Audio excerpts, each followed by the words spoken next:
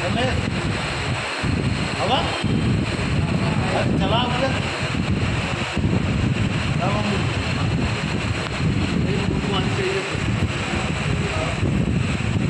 डर हट गया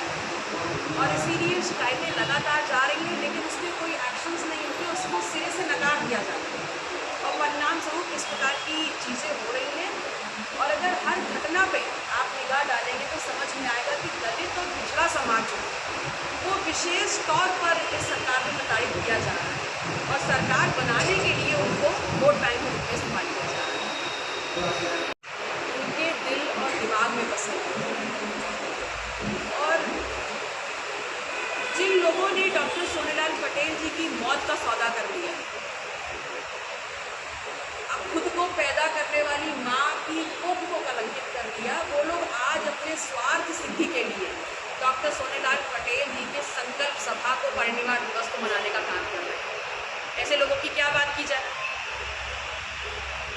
मैं तो सिर्फ इतना चाहूँगी, मुझे मौका मिला है तो मैं यही बोलूँगी कि प्रतापगढ़ के लोग जो डॉक्टर सोनेलाल पटेल को महामानव महापुरुष की तरह पूछते हैं, वो लोग कल आए और इन लोगों से पूछें और इस सवाल का जवाब दें कि डॉक्टर सोनेलाल पटेल की हत्या की सीबीआई जांच क्यों रुकवा दी। इस बात का उत्तर दे कि डॉक्टर सोनेलाल पटेल जी ने जिस अपना दल की स्थापना की उसको कोर्ट में खींच करके सीज क्यों करा दिया।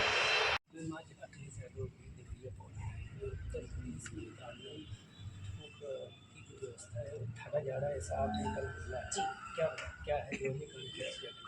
देखिए, उत्तर प्रदेश में लॉ एंड ऑर्डर के नाम पर उत्तर प्रदेश की जनता को ठगा जा रहा है। ऐसा मैंने इसलिए कहा क्योंकि देवरिया कांड हो, चाहे उससे 1 महीना पहले हुए ट्रिपल मर्डर केस कौशाम्बी का हो, चाहे उससे पहले इलाहाबाद इंडस्ट्रियल एस्टेट का मर्डर केस हो, चाहे उससे पहले बनारस का मर्डर केस हो, चाहे उससे पहले यहाँ गोविंदपुर में हुआ प्रतापगढ़ का केस हो, ये तमाम केसेस अगर उठा के आप देखें और इसकी हिस्ट्री को समझने का काम करेंगे तो समझ में आ जाएगा कि जो प्रशासन है उसके दिल और दिमाग से डर निकल गया है और इसीलिए जनता के द्वारा जो लगातार शिकायतें भेजी जा रही हैं उसको सिरे से नकारते हुए नेग्लिजेंस किया जा रहा है, जिसकी वजह से बड़ी बड़ी घटनाएं हमारे सामने आ रही हैं। और गौर करने लायक बात यह है कि सबसे ज़्यादा शोषण या सबसे ज़्यादा भुक्तभोगी इन घटनाओं के माध्यम से जो है वो दलित और पिछड़ा है, जिनके लिए सुनवाई के लिए सरकार के दरवाजे नहीं खुले हैं, लेकिन वोट बैंक उनको मानती है सरकार। एक हफ्ते में आप दूसरी बार आ जाइए, अनुप्रिया पटेल जी भी कल आ रहे हैं, इस पर आप क्या कहने देंगे? देखिए, हम एक राजनीतिक संगठन हैं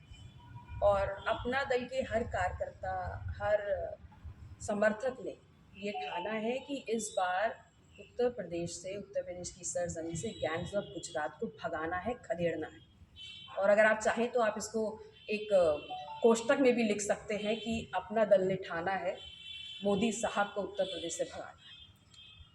अभी आप सीबीआई जांच की बात बता रही थी कि उन्होंने सीबीआई को बंद करा दिया, क्या मामला है? देखिए, डॉक्टर सोनेलाल पटेल जी ने जिस मिशन की बात की, सामाजिक न्याय की, और 17 अक्टूबर 2009 को उनकी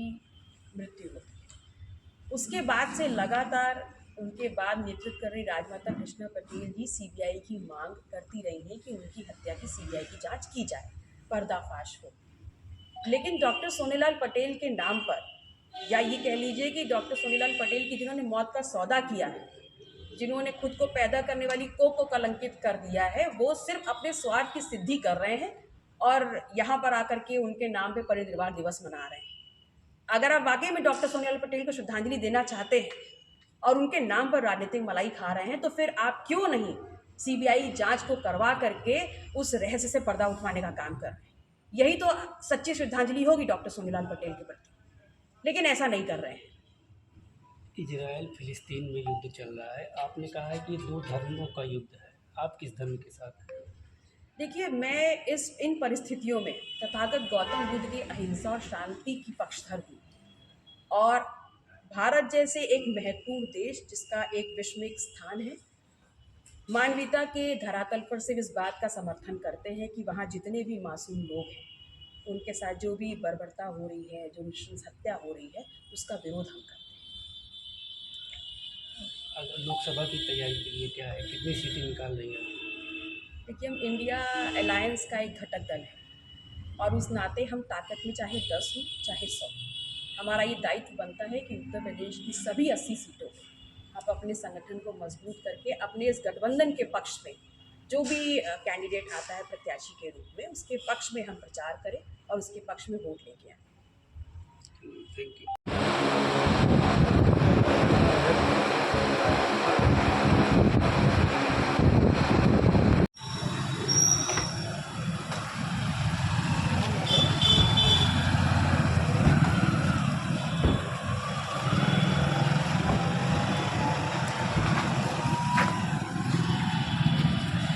चला मैं बात कर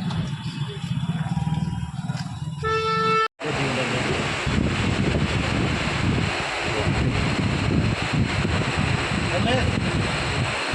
हवा चला मुझे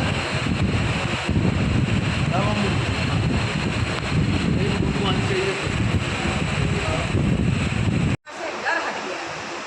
और इसीलिए शिकायतें लगातार जा रही हैं, लेकिन उसमें कोई एक्शंस नहीं होते, उसको सिरे से नकार दिया जाता है और परिणाम स्वरूप इस प्रकार की चीज़ें हो रही हैं। और अगर हर घटना पे आप निगाह डालेंगे तो समझ में आएगा कि दलित और पिछड़ा समाज जो है वो विशेष तौर पर इस सरकार में प्रताड़ित किया जा रहा है और सरकार बनाने के लिए उनको वोट बैंक के रूप में इस्तेमाल किया जा रहा है। उनके दिल और दिमाग में बसे और जिन लोगों ने डॉक्टर सोनेलाल पटेल जी की मौत का सौदा कर लिया,